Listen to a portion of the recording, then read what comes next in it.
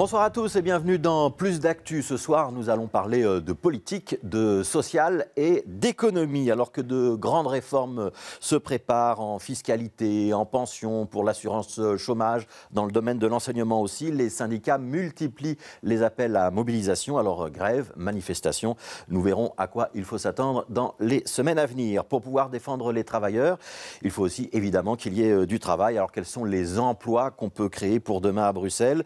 Comment faire face au déclin des activités industrielles comme Audi Forêt par exemple, et quel est le rôle que le gouvernement bruxellois peut avoir dans ce domaine. Plus d'actu le vendredi soir, c'est 25 minutes d'entretien avec un grand témoin, et notre témoin ce soir, c'est Florence Lepoivre, secrétaire générale de la FGTB Bruxelles. Bonsoir Florence Lepoivre, Bonsoir. Merci d'être avec nous, secrétaire régionale donc, de la FGTB, un syndicat socialiste. À l'heure où on se parle, on ne connaît pas encore le détail de ce que Bart De Wever et les présidents de parti de la coalition Arizona ont cherché à négocier. On a quand même le sentiment que depuis le début, pour les syndicats, vous êtes un petit peu contre par principe ce qui va arriver. Il y a un a priori négatif depuis le départ ? Ce n'est pas un a priori négatif, c'est que, vous le savez comme moi, il y a beaucoup de choses qui ont fuité dans la presse et donc on a constaté tout ce qu'il y avait et on a constaté que c'était vraiment le catalogue des horreurs pour nous, c'est-à-dire pour les travailleurs qu'on défend, pour les travailleurs avec emploi mais aussi sans emploi, pour les pensionnés, pour les chômeurs, vous en avez parlé. On va vraiment au-devant d'une casse sociale très importante au niveau belge, mais aussi au niveau bruxellois. Ça va avoir des conséquences très importantes au niveau bruxellois. Casse sociale, ça c'est le terme que vous employez. Oui, pas trop vraiment. Fort. Non, il n'est pas trop fort du tout. On fait des économies énormes sur la sécurité sociale. On avait un gouvernement qui avait promis, ou en tout cas les partis de ce gouvernement ou de ce futur gouvernement, on ne sait pas, avaient promis de soutenir les travailleurs. En fait, on se rend compte qu'ils vont toucher à l'index, ce qui va avoir des conséquences importantes sur les travailleurs. Ils vont toucher aux allocations sociales, ils vont toucher aux pensions. Et donc, oui, c'est vraiment une casse sociale. Alors, une des questions qui crispe beaucoup, c'est notamment la question des pensions, avec l'idée d'une forme de malus pour ceux qui partiraient trop tôt et qui ne toucheraient donc pas la pension minimum, et aussi une série de régimes spéciaux qui pourraient être remis en cause. Ça concerne les cheminots à la SNCB, les militaires, les policiers. Les policiers, ils manifestaient justement il y a 2 jours à ce sujet dans les rues de Bruxelles. On écoute Vincent Gilles du syndicat libéral SLFP, il est au micro d'Anaïs Corbin. Beaucoup de collègues à l'âge de 55 ans, 56 ans, sont réellement fatigués par la charge de leur travail et tout ce qu'ils ont emmagasiné au cours des années. Et donc nous souhaitons, nous demandons, nous exigeons, nous rappelons la nécessité d'une mesure particulière de départ avancé à la pension pour les collègues. Mais d'autre part, il y a d'autres éléments dans toute cette documentation qui viennent s'ajouter, et le tout. Par exemple, la réduction des congés pour motif de santé, alors qu'effectivement, il est une évidence que notre métier dangereux, pénible, qui devrait être reconnu comme un métier lourd, nous use. Donc nous devons avoir un pot de congés pour motif de santé et pas simplement, au bout de 30 jours, recevoir une espèce de C4 et nous envoyer dans un autre ministère. Bref, toutes ces strates qui s'accumulent sur le dos des collègues, c'est insupportable. C'est une démonstration totale de manque de respect à l'égard du métier qui est le nôtre. Voilà, Vincent Gilles, donc c'est le syndicat libéral de la fonction publique, notamment pour le secteur de la police. Vous, c'est le syndicat socialiste, syndicat bleu, syndicat rouge, même combat. On est en front commun, effectivement, dans la défense des travailleurs, et que ce soit les travailleurs du secteur public, mais aussi du secteur privé. Ouais. Est-ce que c'est pas normal de se dire les régimes spéciaux, ils appartiennent peut-être au passé à des moments où les fonctions, où les métiers étaient particulièrement pénibles, ils le sont peut-être un petit peu moins aujourd'hui? Mais le problème, c'est qu'ici, on fait des mesures linéaires et donc on supprime tous les régimes spéciaux sans réfléchir et sans évaluer la pénibilité des métiers.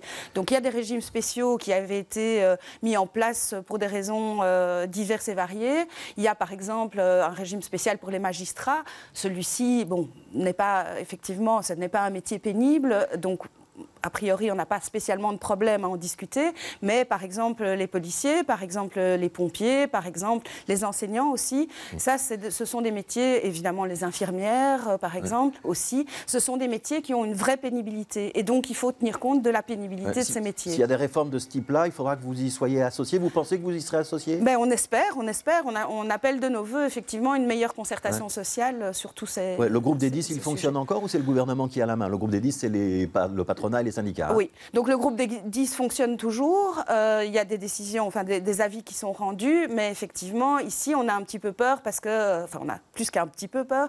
On a très peur parce qu'on voit que le gouvernement va déséquilibrer les relations entre les organisations patronales et les organisations syndicales.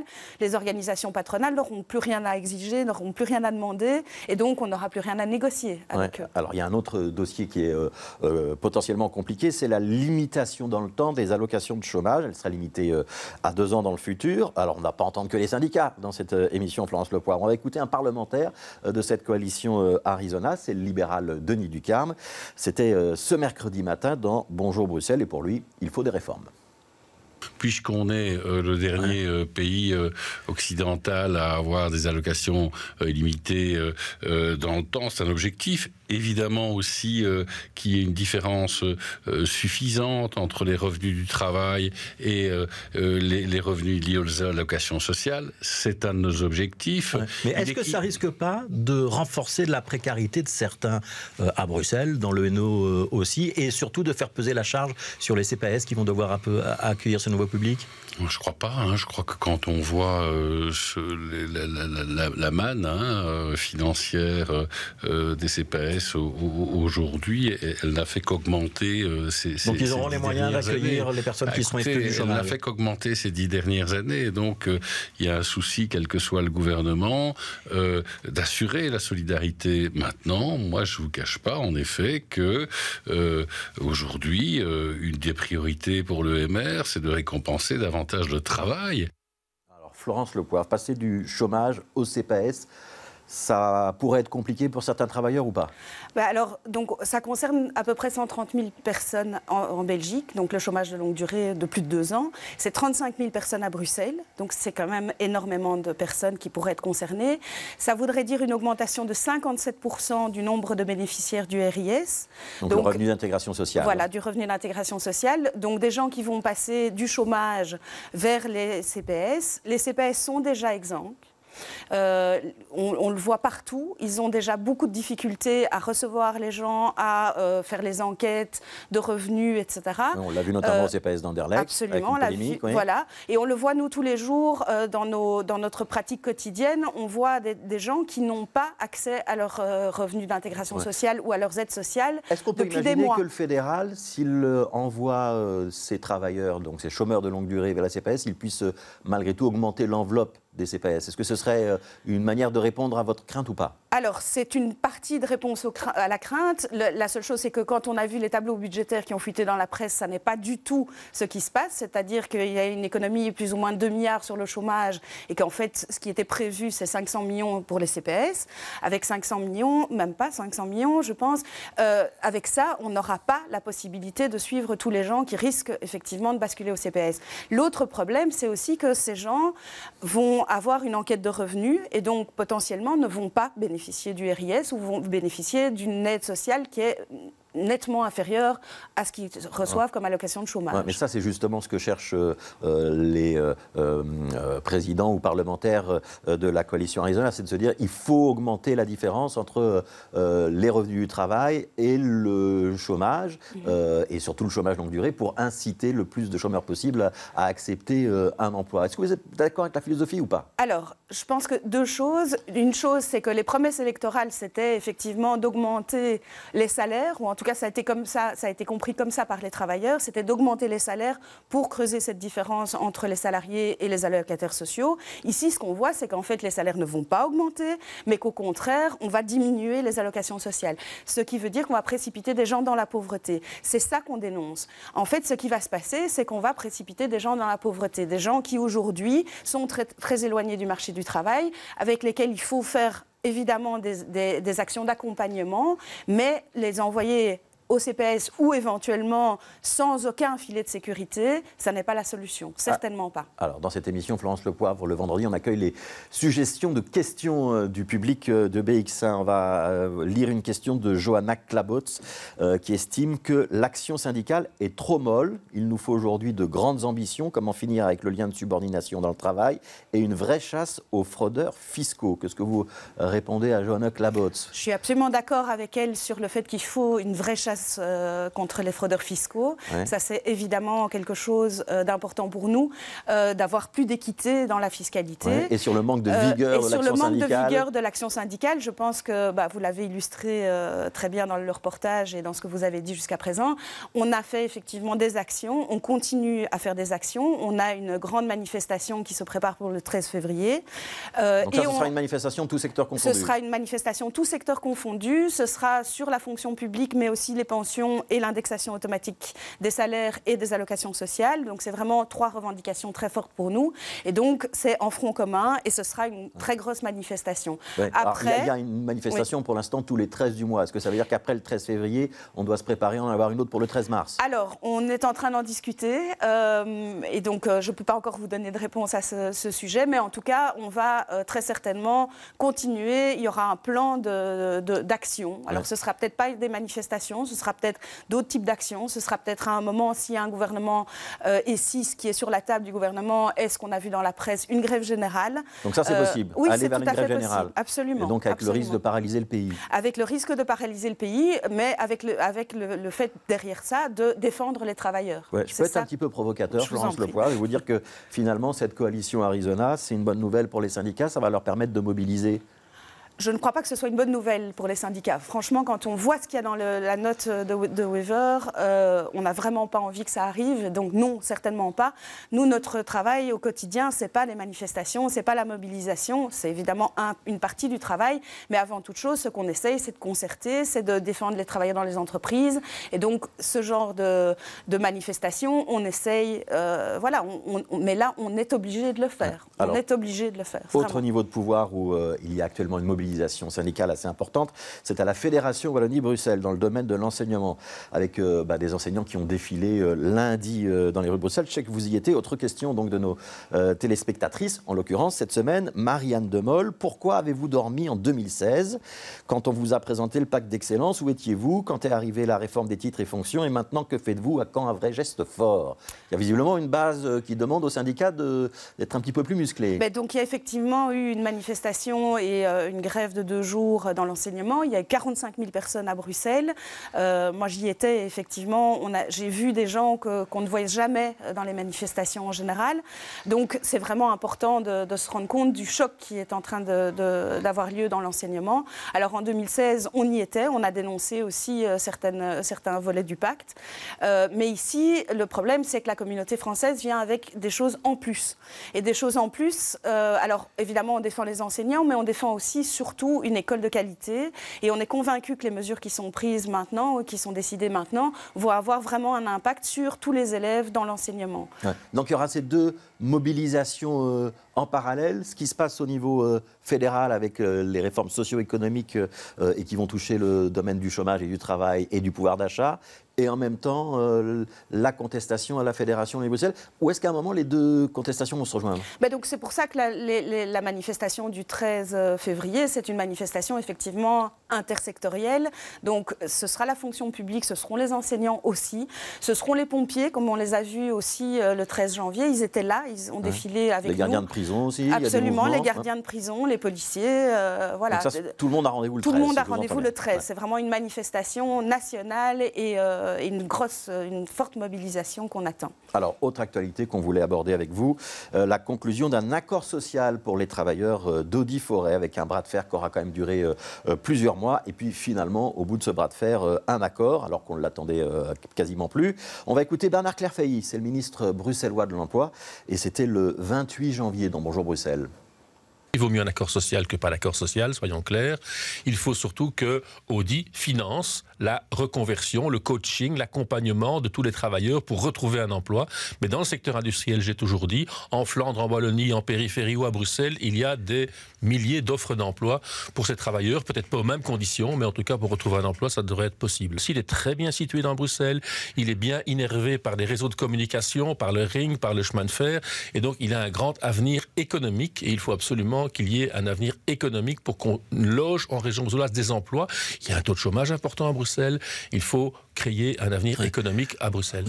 Alors, Florence Le Poivre, c'est quoi votre vision? Il fallait un accord, même si ce n'est pas l'accord rêvé. Il fallait un cadre collectif. Les syndicats ont bien négocié à Audi ou pas? Alors, je pense que c'est toujours important d'avoir un accord effectivement collectif, tout simplement parce qu'ensemble, on est plus fort. C'est notre slogan et ce n'est pas juste un slogan. C'est important parce que face à une multinationale comme ça, se retrouver seul comme travailleur, c'est évidemment être déforcé dans la négociation.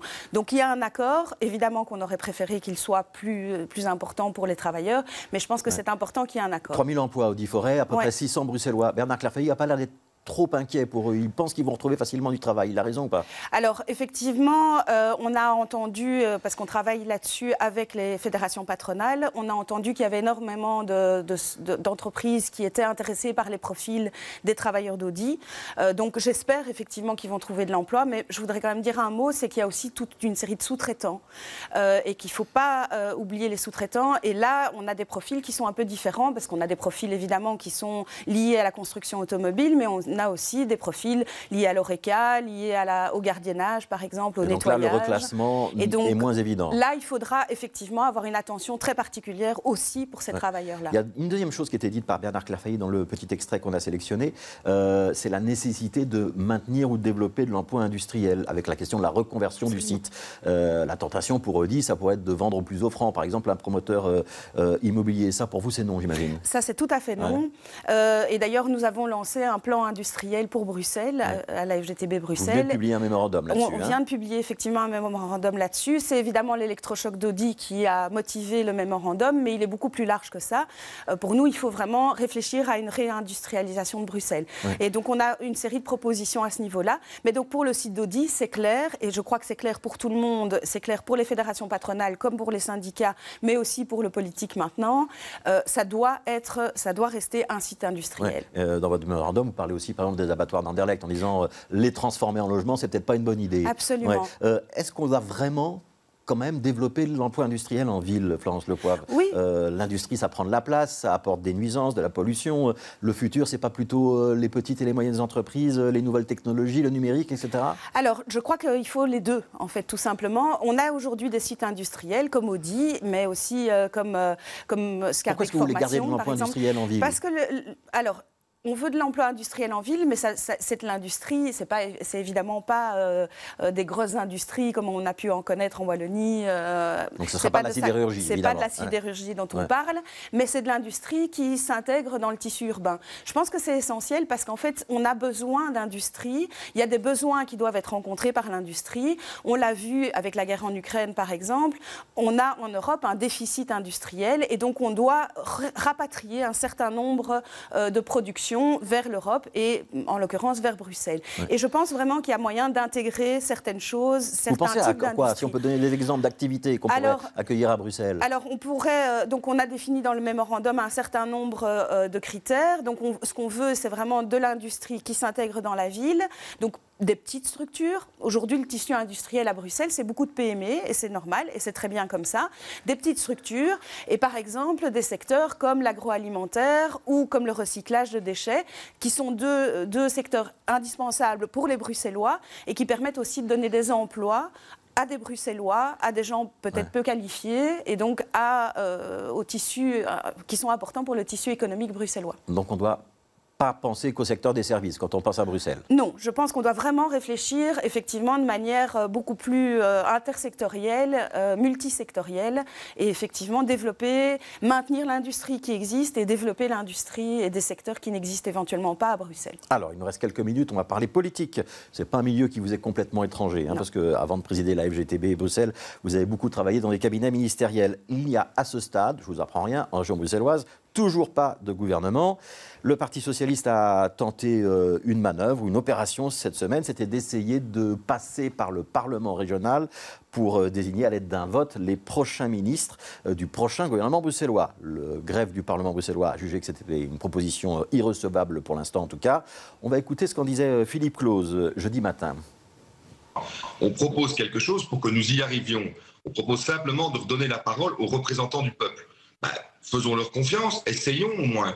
Je ne dis pas que ça va être facile, je ne dis pas que ça n'est pas iconoclaste, je l'ai reconnu que c'est un système qui a été très peu utilisé, mais qui a été inventé justement pour les situations de blocage. Ce qui nous fait dire quand même dans la note qu'on a vue du greffier, de dire qu'on ne peut pas dire qu'il y a un blocage, on pourrait utiliser l'article 35, paragraphe 2, que s'il y a un blocage, oui, moi, sans gouvernement, si ce n'est pas un blocage, je ne sais pas ce que c'est. Et nous sommes une force politique, nous apportions nos voix aussi pour une majorité, cette majorité existait début août, on mérite aussi le respect. Et donc, ce n'est pas un parti qui pèse 2 sièges au Parlement qui doit prendre en otage toute la région bruxelloise. Alors, parti socialiste, syndicat socialiste, est-ce que le syndicat est d'accord avec ce que le parti, ou en tout cas la fédération bruxelloise du parti fait? Alors, ce qu'on veut, nous, absolument, c'est un gouvernement à Bruxelles. C'est vraiment important parce qu'on est face à des enjeux qui sont énormes à Bruxelles, des enjeux budgétaires, je crois qu'on en a beaucoup parlé, mais aussi des enjeux de mobilité, d'industrie, d'emploi, de formation. Je lis des propos qui ont été rapportés par l'Écho et qui vous sont attribués, Florence Le Poivre. Je ne veux pas faire de procès d'intention. La représentante de la NVA à Bruxelles, Sietske van Achter, n'est pas problématique. Il nous faut un gouvernement. Si la seule solution, c'est d'avoir la NVA à bord, j'ai pas de problème fondamental. Alors, j'ai dit, j'ai pas de problème fondamental a priori. Je crois que c'est important. Mais donc, effectivement, il nous faut un gouvernement. Maintenant, il ne nous faut pas un gouvernement à tout prix. Je crois que c'est important de dire qu'il faut un gouvernement avec une vision bruxelloise. Mais ça veut dire que pour vous, il n'y a pas de veto si la NVA est à l'intérieur? Alors, pour moi, il n'y a pas de veto, mais je pense effectivement que quand on voit ce que la NVA propose au niveau fédéral, je ne suis pas convaincue que la NVA a une vraie vision pour Bruxelles et a une vraie envie de protéger Bruxelles et les Bruxellois. Quand on voit tout ce qu'ils ont proposé, je parlais de l'indexation automatique. Mais si c'est nécessaire pour sortir du blocage, c'est un moindre mal. Je pense qu'il faut sortir du blocage, mais je vous dis pas à tout prix. Et donc, il faudra vérifier quel est l'accord de gouvernement qui sera concerté. Oui, mais ça veut dire que si vous étiez à la place d'Ahmed Laouedj, vous accepteriez au moins d'aller prendre un café avec Sietske van Achter. Heureusement, je ne suis pas à la place d'Ahmed Laouedj. Je demande un petit effort d'imagination. Non, mais c'est une fonction vraiment compliquée. Et moi, je salue le fait qu'ils ont fait une proposition pour sortir du blocage. Je pense qu'on doit sortir du blocage, effectivement. Alors, ça peut être cette proposition-là, comme ça peut être d'autres propositions. Ouais. Il y a quand même aussi le CDNV qui refuse pour l'instant de monter dans le gouvernement. Est-ce que c'est pas possible d'aller rediscuter avec le CDNV? Il y a une série d'options. Mais maintenant, il faut vraiment qu'on avance. Ouais. Pas de gouvernement, de votre point de vue de syndicaliste, ça veut dire quoi en région bruxelloise? Ce sont les 12e provisoires pour le budget. Ça peut peser sur la fonction publique, sur un certain nombre de secteurs. C'est une incertitude sur les politiques à venir? Oui, absolument. Donc les 12e provisoires, en fait, c'est un régime qui permet effectivement de donner une partie du budget nécessaire pour les administrations, pour le secteur associatif, par exemple. Mais c'est une partie du budget. Donc c'est basé sur les budgets de 2024. C'est non indexé, donc ça veut dire que ça crée évidemment énormément de difficultés.